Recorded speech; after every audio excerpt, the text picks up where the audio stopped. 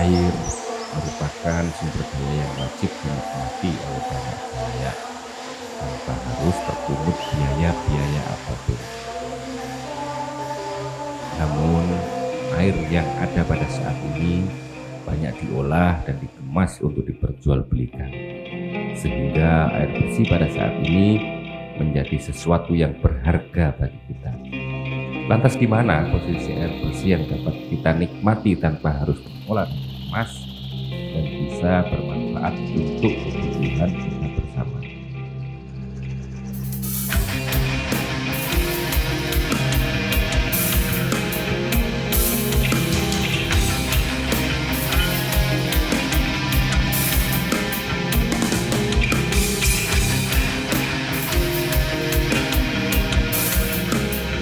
Sebuah situs canggih yang berdiri karena sumber daya airnya yang tak banyak orang tahu, situs yang masih terkoneksi historinya dengan sumber air Solotundo, ternyata masih banyak menyimpan rahasia tentang keberadaan.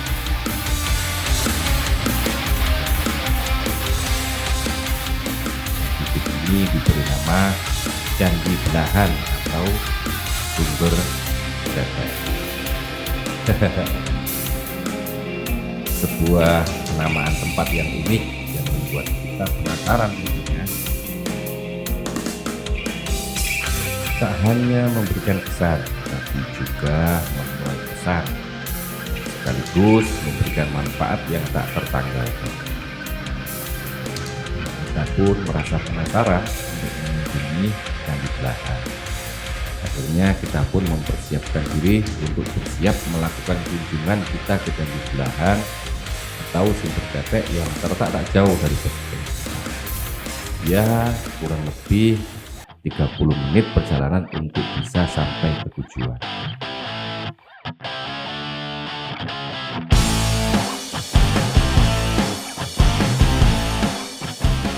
Perjalanan pun kita mulai dari pukul 13 lebih dan melewati jalur Tanggulangin Raya hingga Kecamatan Jempol, Kabupaten Pasuruan, Jawa Timur.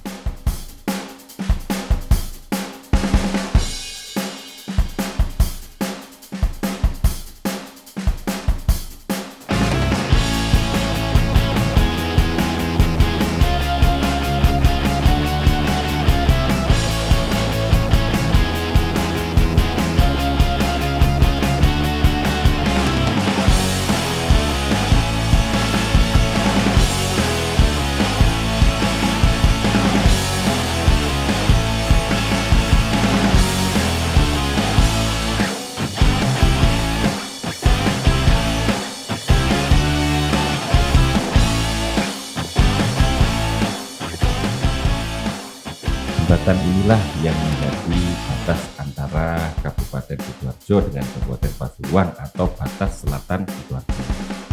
Jembatan ini dikenal dengan Jembatan Sungai Porong. Kita tentu ingat semburan lumpur Lapindo Sidoarjo. Di Sungai Porong inilah pertama kali luapan lumpur dialirkan untuk dibuang, yang pada saat ini sudah berganti jalur pembuangannya, kawan. Sekarang dibuang ke tepian bibir pantai sehingga menjadi pulau baru dari buangan lumpur Lapindo, dan pulau itu diberi nama Pulau Lusi atau Lumpur Sidoarjo. Wah, seperti apa pulau buatan dari limbah lumpur Lapindo? Kayaknya kita harus mengunjunginya suatu hari nanti.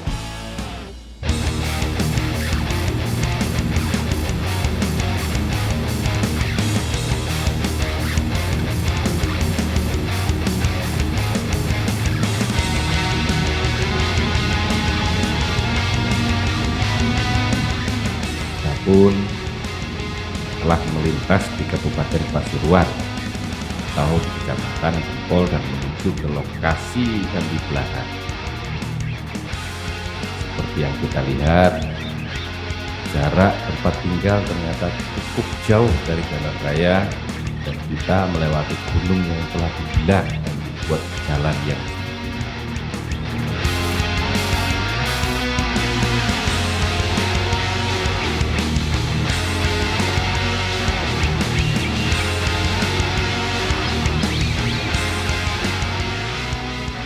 Cukup unik memang desa yang terpencil dari keramaian ini. Desa ini menyimpan sumber air yang sehingga dibuatlah candi sebagai tempat pensucian para permaisuri Raja Air Langga pada zamannya. Memang tulisannya seperti itu.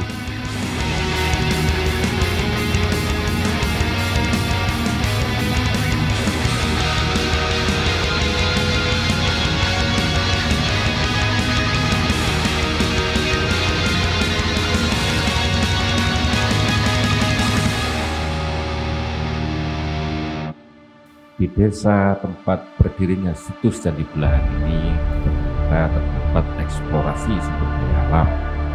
Seperti yang kita lihat, bukit-bukit dipilah untuk dimanfaatkan pasir gunungnya.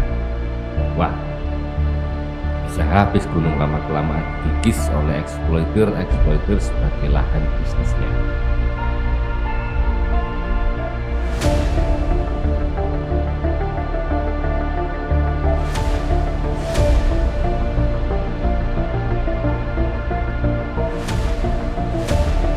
Sampailah kita di lokasi Candi Belahan dan kita pun mempersiapkan peralatan seadanya kita.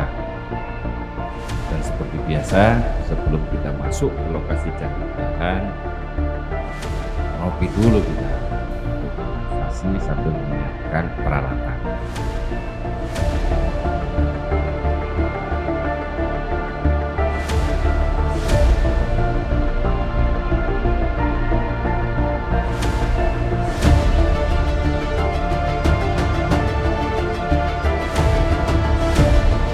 Situs yang menurut kami masih ada manfaatnya, yakni dengan dimanfaatkan sumber airnya langsung oleh masyarakat setempat, ternyata tak cukup dijaga lokasi dan peralatan. Berbeda dengan situs Candi Jolotundo.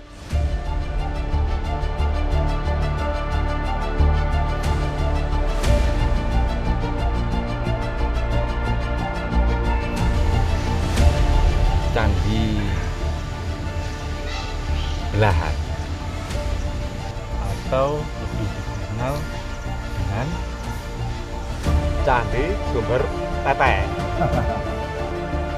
Kenapa penyebutan teteknya harus dengan gestur seperti itu, kawan? Bikin berontak otak kotor kita aja.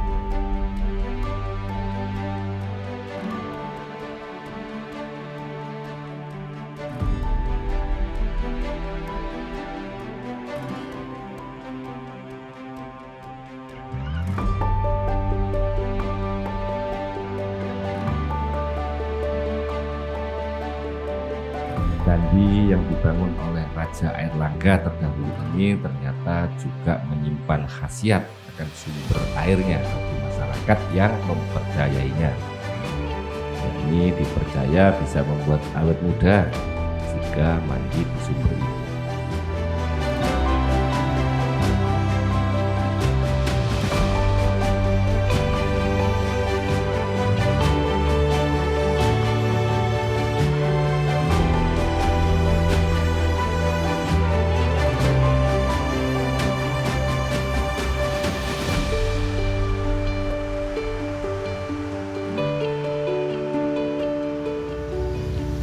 Candi yang terletak di Dusun Belahan Jowo, Desa Wonosunyo, Kecamatan Gempol, Kabupaten Pasuruan. Dan ini masih dipercaya oleh banyak masyarakat terutama masyarakat setempat yang masih banyak menggunakan air yang keluar dari teteknya Dewi Laksmi. Ada 2 patung di situ. Patung yang pertama Dewi Sri, tapi teteknya tidak mengeluarkan sesuatu. Mungkin sudah diambil sama Mungkin diambil sama, nggak tahu ya. Sri. Terus yang masih mengeluarkan air itu dari teteknya Dewi Laksmi. Dewi Laksmi itu yang masih mengeluarkan, dan sumbernya juga diambil dari benar-benar air sumber yang ditandon buatan oleh Lestari Cagar Alam di sini, dan masih bisa diminum sekalipun tidak dimasak. Saya tadi sudah mencoba meminumnya dan tidak jauh beda rasanya dengan sumber-sumber air yang lain. usia situs ini kurang lebih 1 milenium atau 10 abad. Dibangun pada masa kerajaan Medang.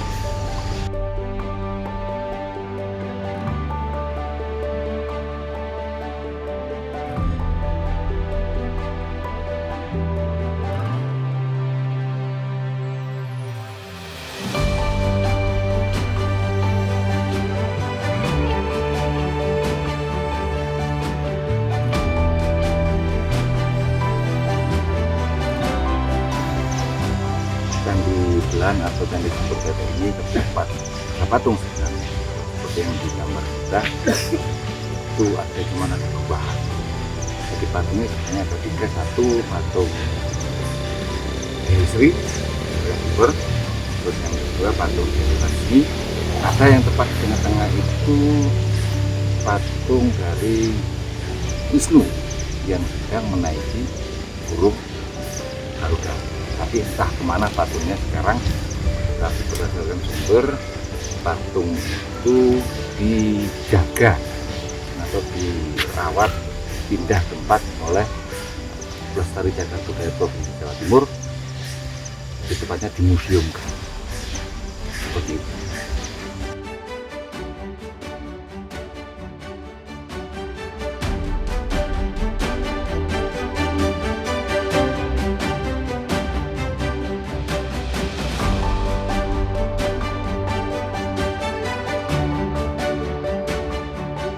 Candi dengan berdiri 2 patung perempuan ini yang diberi nama Dewi Sri dan Dewi Laksmi melambangkan bahwa petirtaan ini sebagai tempat mandi permaisuri Raja Airlangga.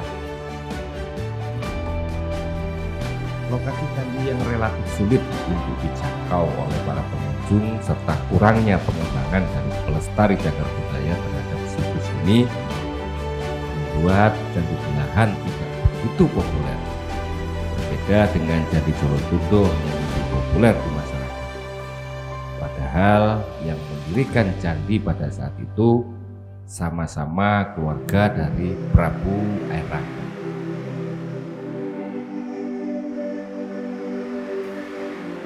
Petirtaan ini dikhususkan pada zaman pendiriannya hanya dipakai oleh permaisuri Raja Airlangga. Dan menurut sumber, petirtaan ini dirahasiakan keberadaannya pada zaman kala itu.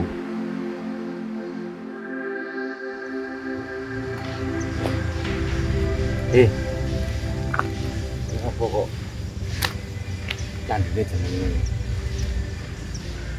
Candi Belahan jelas iki lho, mendapatkan nama itu candi bercetek itu ya apa? Betul kok. Tapi aneh. Heeh. Kok satu kali? Nasi saya Pak. Ini Sri. Ayo. Jadi kan kedua. Nah, Terus yang luar itu kan hanya Dewi Laksmi. Padahal pada sama-sama punya tetek. ya kok bolong mau gitu ya. Sing Kayaknya enggak. tak bolong. Kenapa? Pertanyaan kan Bahaya ini tak bolong. Enggak ngerti bahaya. Sri. Sri nanti Sri. Oke.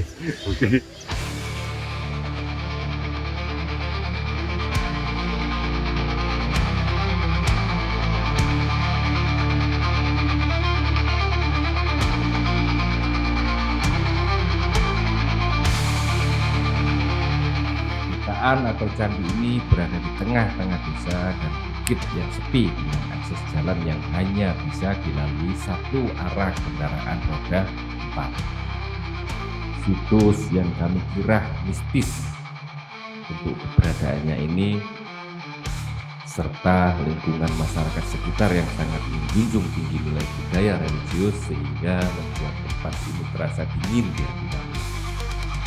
Maka sumber airnya pun insya Allah membawa energi yang positif. Tak banyak informasi dari warga sekitar tentang ritual khusus untuk candi ini, sehingga kami pun memutuskan untuk mencari eksplor kami terhadap candi belahan ini.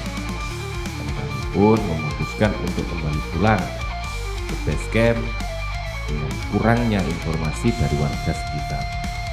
Namun perasaan dingin serta damai ketika berada di sekitar candi belahan itu membuat alam bawah sadar kami mendorong untuk menetap lebih lama di lingkungan candi belahan. Tapi masih belum dimungkinkan hal itu terjadi karena kami masih punya tanggung jawab serta aktivitas-aktivitas yang belum selesai di desa. Terima kasih candi belahan, terima kasih Sumber Tetek, dan terima kasih untuk yang menyaksikan, serta terima kasih pada teman kopi. Kopimu menjadi teman berinspirasi kami.